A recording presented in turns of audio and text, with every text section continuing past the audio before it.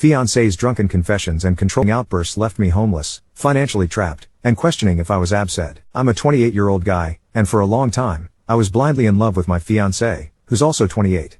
Looking back, I realize how controlling she was, but at the time, it all felt normal.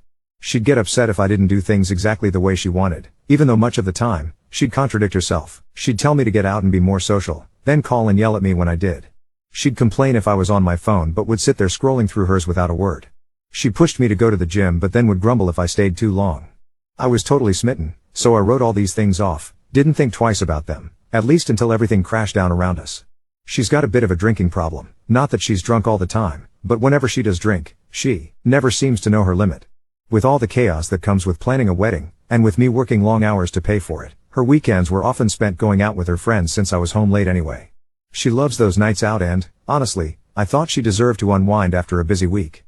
We usually managed lunches and overnight trips together whenever my schedule allowed, and on my evenings off, we'd make dinner together just to connect after busy days. She'd always nitpick, but I chalked it up to her personality and did my best to adjust. She didn't want me running the washer and dryer so much, even though I work 2 jobs, including construction, so my clothes get filthy fast. I went from doing laundry twice a week down to once. She thought I had too many clothes, even though our storage space was the same size, so I dropped off those she didn't like at charity shops. She complained when I cooked after coming home late from my second job, so I just started picking up food on the way instead. I told myself this was standard couple stuff. Truthfully, I believed everything was good between us. She always seemed excited about the wedding and our new apartment. But then, a few weeks ago, she came home absolutely hammered, which, unfortunately, wasn't anything new. That night though, she was vicious. Not just tipsy and teasing me like she sometimes did, she was genuinely mean. Even after she sobered up, the cruelty lingered. It only got worse. Her controlling side came out in full force until she was impossible to be around. That's when she dropped the bomb. She said she deserved better, wanted to start over, and told me I needed to leave.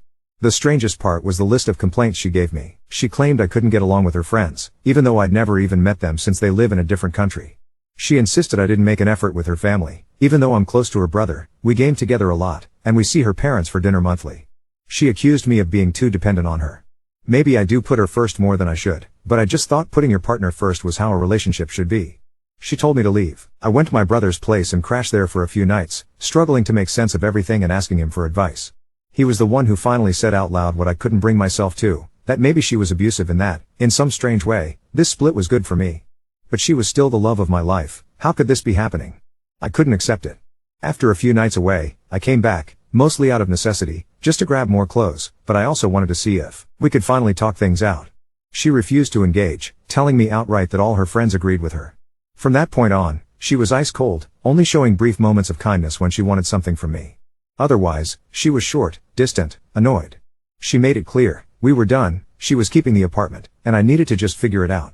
For a whole month after that, the only contact I had with her was a handful of late-night, drunken I miss you texts while I bounced around sleeping on friends' couches. The last time I went back to pick up some clothes, she surprised me. She kissed me, talked about our proposal, reminisced about the little things we'd done together. I thought maybe this was a turning point, so I tried talking it through again, but she exploded in anger, kicked me out all over again.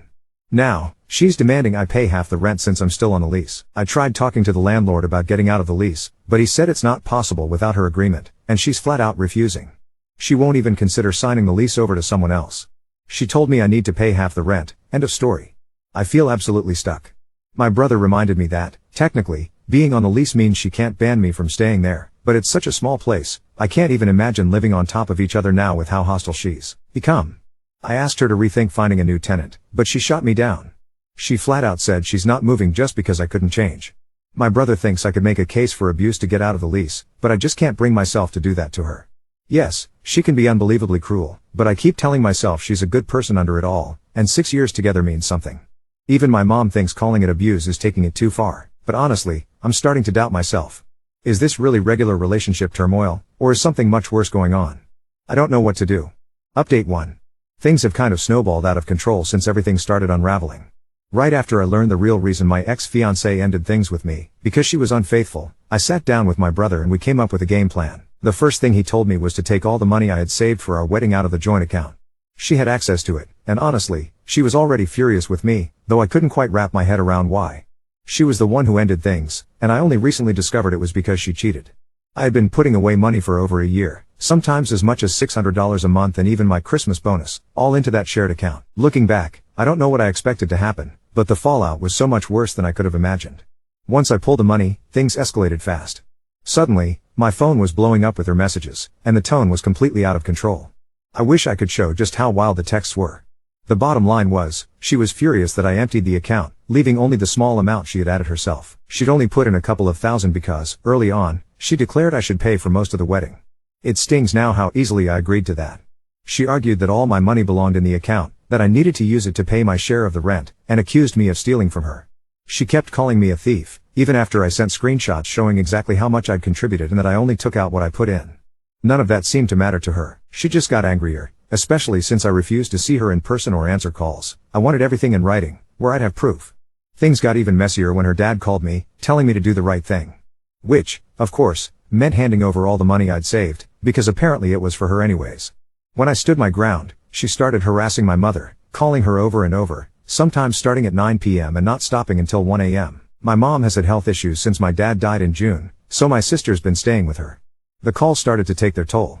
At first, I told my mom to just block her number, but my brother thought it would be better to leave the phone on silent to create a record of the harassment. One night, she called my mom 36 times. My sister, witnessing all this, became furious and filed a harassment report with the police, hoping it might give me a chance to break the lease by proving my ex is being abusive. Meanwhile, my sister called my ex and her dad, telling them that if they had anything to say, it went through her now. I filled out an N-15 form to try and get out of the lease, but when I spoke to the officer about the harassment, he didn't seem optimistic it would be approved. He wouldn't classify it as domestic abuse. All I can do is cross my fingers and hope. All of this has shown me who she truly is. I didn't think it was possible to fall out of love with someone so quickly, but watching her true colors come out has changed everything. Update 2. Once I was finally out, everything became shockingly clear. The emotional roller coaster my ex, F28, always had me riding was something I didn't even realize I'd boarded, at least, not until I stepped off for good. The patterns of abuse were suddenly so obvious, stuff I brushed off while I was in the thick of it. I knew I needed to clear my stuff out of the apartment. Originally, I was going to take my brother, M34, with me, but after countless calls, sometimes 20 in a single night on weekends, to my mother, my ex would slip in physical threats. My sister, F36, decided to come instead, thinking if things turned ugly, she could step in. Both my brother and I wouldn't have been able to do much in a physical confrontation, and hitting back was just unthinkable, so my sister's presence made sense. The police weren't interested in accompanying us, so we had to do this on our own. We managed to clear out most of my belongings while my ex was at work. Luck wasn't exactly on my side, though. She came home early. She started yelling, as expected, but I ignored her. My sister stepped in when she noticed some of my stuff was missing. I was honestly ready to let most of it go at that point, but my sister was adamant about getting my PS5 back. She stared my ex down and told her, firmly, that she wasn't leaving without it. Tension soared. My sister, currently living with our mom and helping her out, had already been forced to endure those relentless weekend calls for months. When my sister kept pressing about the PS5, ignoring everything else my ex spat out, my ex finally snapped. She grabbed a picture frame and chucked it right at me, blaming me for bringing my sister. That was when everything exploded. My sister got between us, and when my ex slapped her, a full-blown fight broke out. Shortly after, the police showed up. My sister made it clear, she was filing another report. That was the breaking point. My ex finally handed over the PS5 and admitted she'd thrown out a bunch of my other things. With everything coming to a head, our landlord got involved, and I was taken off the lease. That was a relief.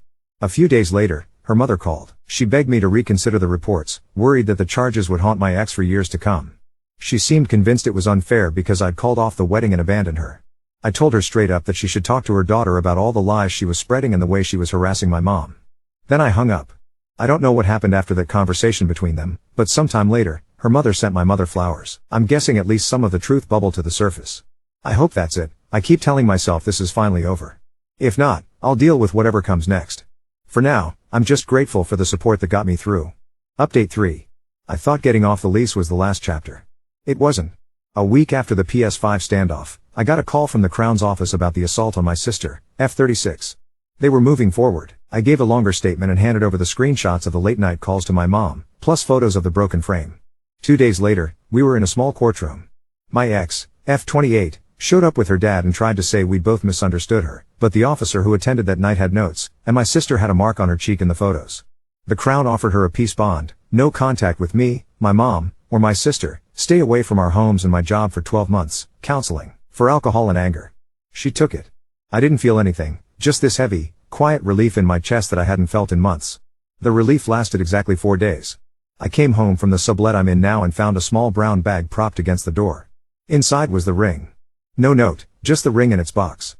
I don't know if she thought it was an apology without words or a punishment, but either way, dropping it there broke the bond she'd just signed. I called the non-emergency line. The same officer who'd been handling the file came, photographed it where it was, bagged it, and then handed it back to me after I showed him the receipt with my name. He told me he'd be filing a breach. I set the ring on my counter and stared at it for a long time. It didn't make me sad. It felt like getting my name back. That same afternoon, the venue coordinator emailed me about final details.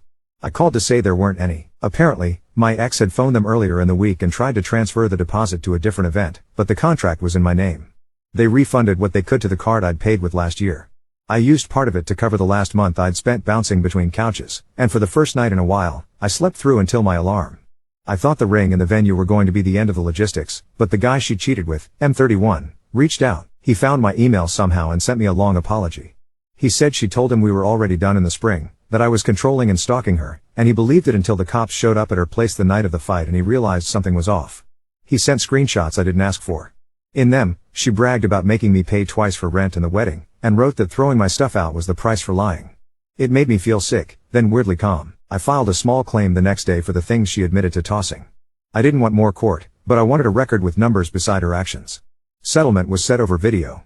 She dialed in late, camera off, then spent 5 minutes calling me a thief and my sister a bully, and the mediator muted her. I had the receipts, the screenshots, the invoice for the PS5 she'd held onto, and the texts where she told me she'd dumped my clothes and dishes because I couldn't change. When the mediator unmuted her and asked if she wanted to keep talking, she hung up. The registrar emailed a default judgment to me the next morning. It wasn't a victory lap. It was a number I could close a folder on. The breach on the peace bond turned into something real the next weekend. I was at work late, and when I walked out to the lot, there was a folded paper tucked under my wiper with "Please just talk to me" in her handwriting. The camera over the loading bay caught her pull in, "Get out, and leave it." I sent the footage to the officer. They picked her up. Her mother called my mother again, but this time she didn't beg. She said they were getting her into a program, and that she was sorry for believing her the first time. Then she cried. My mom put her on speaker and said, "I accept your apology," and hung up. That was the whole call.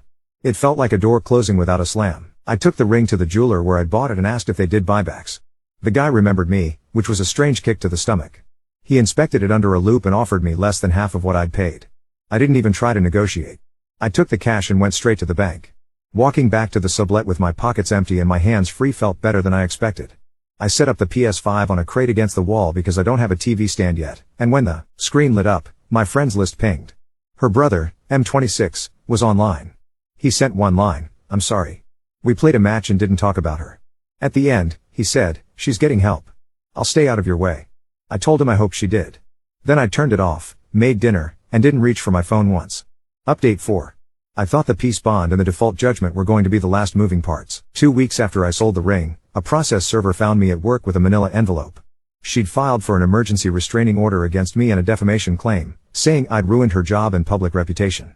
I stood in the hallway outside the courtroom with a plastic binder full of the same things I've been carrying for months now, screenshots, the bond, the breach reports, the emails from the venue, and tried not to let my hands shake.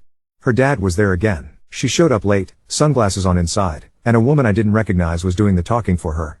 The judge asked one question first: did she understand there was an existing no-contact order in place against her? Her lawyer said yes, but my client is afraid. The judge asked of what and since when, and the answers were dates that overlapped with the nights the officer already had on paper, the bag on my door, the note under my wiper. I didn't say anything.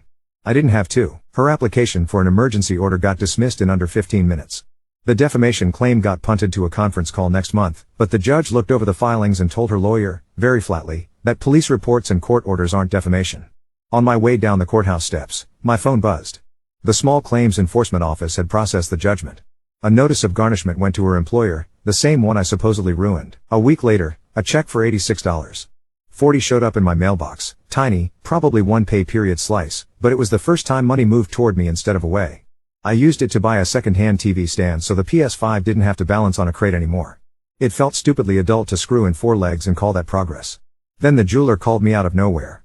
The guy who'd sold me the ring remembered my face, and now he had an email from an insurance investigator asking for documentation, because the ring had just been reported stolen. I brought in my receipt and the police card from the breach at my door. He took photocopies, shook his head, and said, "That's enough. The investigator phoned me the next morning.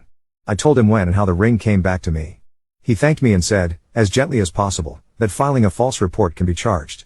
I don't know what came of it, but I opened my binder and slid one more page into the sleeve. Her brother, M26, texted me that week 2, which wasn't something I expected. He asked if I could meet him for 10 minutes. We sat on a park bench at lunch, both of us staring at the people walking dogs like we were watching a movie. He handed me a little cardboard box, my old letters from her tucked under a tangle of cables, a couple of photos from a camping trip I'd thought were gone, and a receipt with my name on it for a set of pots she'd told her mom I'd stolen. He said, "She's been sober 15 days, and then, I can't fix her." I told him he didn't have to. Before he left he said he'd replaced me on his console friends list with a new tag because seeing my name pop up made him feel guilty. I told him that wasn't how guilt worked. We both laughed at nothing and went back to work. The last strange turn came from her employer. HR emailed me. It was short, they'd received the garnishment notice, and they were confirming a mailing address. At the bottom, it said she was on leave in a treatment program and that I could expect payments to be inconsistent for a while. It shouldn't have mattered, but that one sentence sat with me all afternoon. I went to the gym after work and lifted until my arms shook, trying to decide if treatment softened anything. It didn't. It just made things clearer. The mess wasn't mine to fix, and it never had been. Yesterday, there was a knock on my sublet door right before dinner. It wasn't her and it wasn't the police. It was a community justice coordinator, part of the program tied to the peace bond, asking if I was open to receiving a letter of accountability from her. I said yes, as long as it came through them and not my mailbox. An hour later, I was holding a single page with my name at the top and 4 paragraphs of her handwriting. It wasn't an apology. It was an inventory of what she did, in plain words, followed by 3 things she was doing now: meetings, counseling, no alcohol in the house. I read it twice. I didn't feel vindicated or angry. I put it in the binder with everything else and closed the cover, and the click of the rings felt like a lock turning. I signed a lease on a place of my own this morning. It's month to month, small, and the windows stick, but it has enough light to grow a plant and a quiet kitchen where I can cook without asking if someone minds the noise. The peace bond still stands. The defamation call is on the calendar. The default judgment is slowly paying out in shy little checks. It's not dramatic. It's not even satisfying in the story sense. But I sat on the bare floor tonight with a plate of pasta and my phone face down and realized I hadn't thought about her for 3 whole hours. That felt like the craziest thing of all. Update 5. The defamation call happened on a gray Tuesday at 9:15 a.m. I sat at my little kitchen table with my binder open and a mug I bought for $2 because it has a crack that looks like a lightning bolt. Her lawyer did most of the talking. The judge asked for one thing: what exactly I'd said, to whom, and when. There was a long pause where you could hear someone breathing through a headset. Her lawyer finally said statements to police, family, employer regarding garnishment. The judge looked down, looked back up, and said, very evenly, "Those are not defamatory." The application went away in less than 20 minutes. Costs got awarded. It wasn't a moment of triumph. It felt like setting something heavy down and realizing your hands were shaking because you didn't notice the weight until it was gone. 4 days later the shaking came back for a different reason. A licensed insolvency trustee mailed me a thick envelope with her name on the first page and mine 5 lines down as a creditor. The garnishment had paused. There was a proposal, 60 payments spread over 5 years in numbers so small I had to check I wasn't missing a zero. They attached a Zoom link for a meeting of creditors and a ballot. I stared at the paper like it was in a language I'd once known. The Zoom was bizarre and boring in equal parts. Boxes with initials instead of faces. A woman from a bank, a man from a credit card company, someone from an insurance firm whose name I recognized from the investigator who'd called about the ring. The trustee read out balances and dates. There were payday loans tucked in between furniture store lines and 2 miscellaneous household charges from last spring I knew, without needing to be told, were our napkins and a deposit on a florist I'd never meet. When it was my turn I said my claim, the small claims judgment, the costs from the defamation dismissal, and then muted myself again. Near the end, the trustee asked if the insurance representative had anything to add. He cleared his throat and said they'd be filing their own proof of claim and noted, for the record, that a false report had been withdrawn. He didn't say her name. He didn't have to. The vote went through. Numbers win. I closed my laptop and washed the single plate in my sink and thought about how you can be completely done with someone and still have your signature next to theirs in a spreadsheet you didn't ask to be part of. The criminal side ticked on its own clock. The Crown's office called to tell me the breach on the peace bond was now part of a package with the original assault. The words pre-sentence report got used. I didn't have anything to add. I won't be notified of the exact day she stands in a small room and listens to conditions. I only found that out because her brother, M26, texted me a photo of the sky where he was standing and said, "It's today." He followed it with "She's still in treatment," and then, "I'm moving apartments." I asked if he had enough hands. He sent back a picture of a borrowed dolly and a pizza box and wrote, "I'm fine." We didn't talk about her. The guy she cheated with, M31, sent one more email. Short this time. He'd filed his own no-contact order after she turned up at his work 2 Saturdays in a row before intake. He said he was sorry again, not for dating her, he owned that, but for believing lies that put me in the position I'm in. I wrote back one sentence: "I hope we both get to be boring." He replied amen, and that was it. 2 strange, very specific things came back to me in the driest, least cinematic ways. The jeweler emailed the investigator, who emailed me again to say their file was closed. The same afternoon, a clerk from the court sent notice that the costs award from the defamation dismissal had been added to my claim with the trustee. Not money in my hand, not even a promise, just a line on a ledger that said, plainly, I wasn't the one making things up. Her mom called my mom once more, but it wasn't begging and it wasn't pushing. It was 5 sentences where she used the word responsibility twice, and then she said my dad's name, which she hasn't done since the funeral, and my mom went very quiet and said, "Thank you," and they signed off. Later that night, a padded mailer showed up at my door with a return address I recognized. Inside was my father's watch. The spring bar is still loose on one side and the leather smells the same. No note. I sat with it in my palm until the metal warmed to my skin. I took it to a watch place on my lunch break and the guy behind the counter replaced the spring in less than a minute, then wouldn't take my money. "Consider it a good luck fix," he said, and handed it back. I moved into the new place with 2 friends and 3 mismatched chairs. The windows stick like I thought they would. The plant on the sill is trying anyway, sending out a pale new leaf that curls at the tip like a question mark. I built a couch from a box that promised easy assembly and still took 2 hours, a screwdriver and a splinter. I installed a chain lock on the door because it made my hands feel steady. I put the binder on the top shelf of a closet I can reach without standing on a chair, just high enough that you have to want it to take it down. This morning, the trustee emailed a schedule, first payment posted. It was $23.11. The line underneath said payments may fluctuate. I took the $23.11 and bought a colander that doesn't bend if you look at it too hard and a pack of picture hooks. On my way back I saw a cast iron skillet in a thrift store window with the handle worn smooth. I bought that too and made eggs that didn't stick and sat with the plate on my lap and realized I had forgotten her birthday had passed until I was halfway through and didn't feel anything when I realized that absence is its own kind of loud. They offered me a restorative circle through the same program that sent the accountability letter. I said yes before I could talk myself into or out of it and then spent an entire week convinced I'd made a mistake. It wasn't dramatic. A room with 2 chairs and a third for the coordinator. Her seat stayed empty. She'd written 3 more paragraphs. They were specific in a way that made my stomach knot and then unwind. Dates, actions, the sentence I said you stole money and that was not true. I read it in the same slow cadence as the first one and put it in the binder. The coordinator asked if I wanted to write back. I said no. He nodded like that was the right answer even if it wasn't the one on the brochure. On the way home I passed a pawn shop with guitars hanging in the window. I went inside to avoid the rain and came out with nothing, just a cardboard smell in my clothes and a song stuck in my head I couldn't place. Back at the apartment, I hung one photo. Sunlight on a lake from a camping trip that doesn't belong to her, and it sat crooked until I adjusted it by a thumb width. I put the watch on, checked the time for no reason, and then went to the gym. On the rower, somewhere between the second and third split, my brain did the math and realized it had been an entire day since I'd opened the binder. It felt absurd and enormous and, for once, not crazy at all. Update 6. I got a voicemail from victim/witness with a date and a room number. I took a morning off and sat on a hard bench with my binder balanced on my knees and my dad's watch warm under my sleeve. The Crown read a short summary. My sister's photo went up for a second and then down. My ex, F28, stood without looking anywhere. The judge's words were clipped: probation, counseling, no contact extended, community service, restitution in a number that matched my receipts with tax. After, a clerk handed me a single page.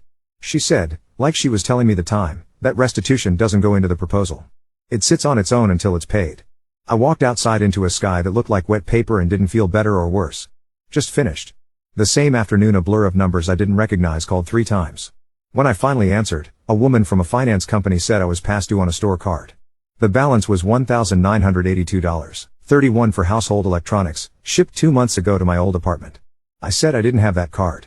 She said my name and the last 4 of my SIN and my driver's license number and then stopped.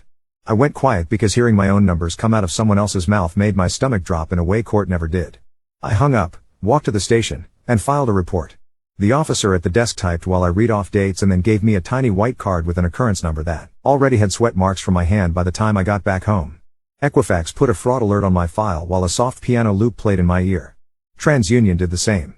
The finance company emailed a redacted application with a photo of a license that had the exact same scratch across the top from when I dropped my wallet in the parking lot last winter. They closed the account and forwarded the report. A payday lender called 2 days later about an application that got flagged. Whoever tried had mixed up my middle initial. They sent me a copy of the attempt anyway because of the police number. I wrote the trustee to ask if any of this touched the proposal. He replied in one line, criminal, not civil, and separate. That sentence was the first breath I'd taken in hours. Her brother, M26, texted me a picture of a coffee and said he was on his lunch. I sent did she have a copy of my license. He wrote back she took a photo months ago when she was borrowing your car for the vet. Then I'm sorry. I stared at the word vet for a long time like maybe if I looked hard enough it would turn into something else. It didn't. On Thursday, an envelope slid under my door. There was a key inside and a receipt with my name and a storage unit address I didn't recognize. The return address was her father's office. I took a bus there after work with a tote bag and the key in my pocket like it was a small animal I was trying not to crush.